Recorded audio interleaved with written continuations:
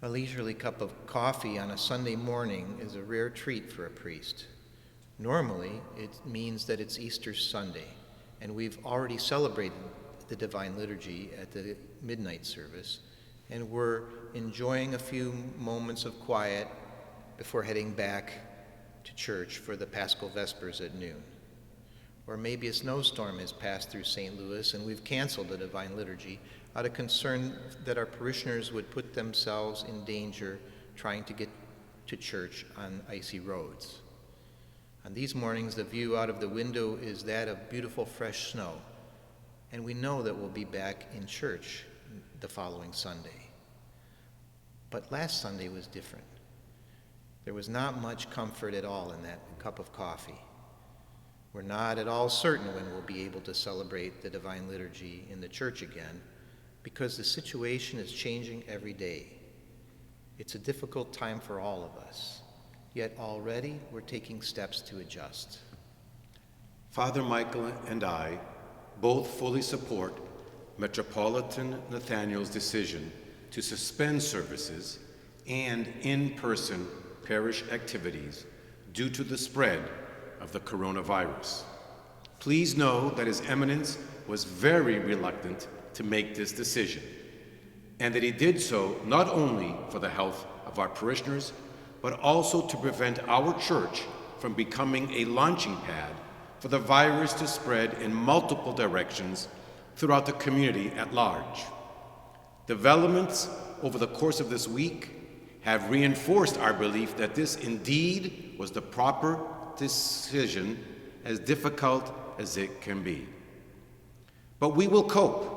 In fact, we're already finding ways to adjust. This Sunday and every Sunday at 9:30 a.m., we'll have a sermon posted on the St. Nicholas YouTube page. 9:30, our regular time for beginning the Divine Liturgy. Please watch your email for information on accessing these sermons. Meanwhile, we'll continue our live stream of the church, even though we won't have services. On Wednesday morning, the Men's Fellowship met online using the Zoom app to discuss the theme of exile in the Scriptures and looking at ways that this major theme of Great Lent fits into our current situation. This is new territory, and we've already identified ways that we can make these meetings go more smoothly.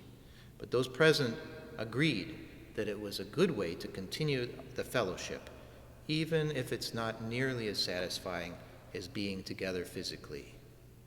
We're working on ways to keep our youth groups plugged in as well. This Sunday, after the online sermon, we'll be working online with our teens and middle schoolers, and we hope to tap into their ideas for effective ministry to their age group. Elaine Colson and the entire library committee has been working for the last couple of years to get our library catalog online, and we have it now. What good timing. Elaine has offered to bring to the church or to the Family Life Center or even to parishioners' homes books that they find in the catalog and are interested in reading in this time when they may have more time for spiritual reading.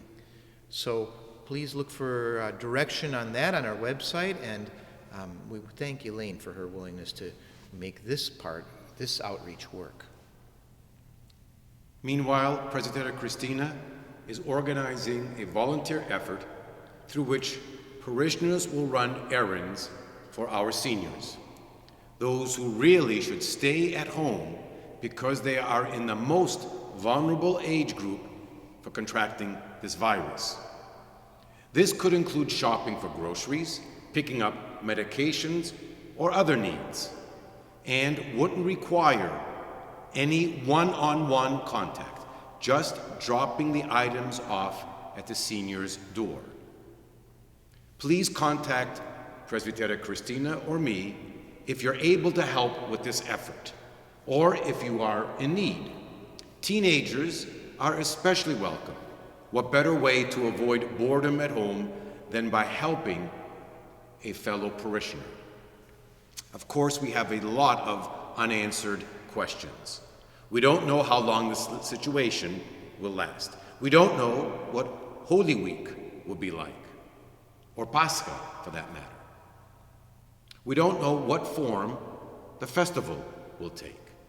But we do know that when we're able to come together again in prayer and fellowship, we're going to have a very big, joyous celebration.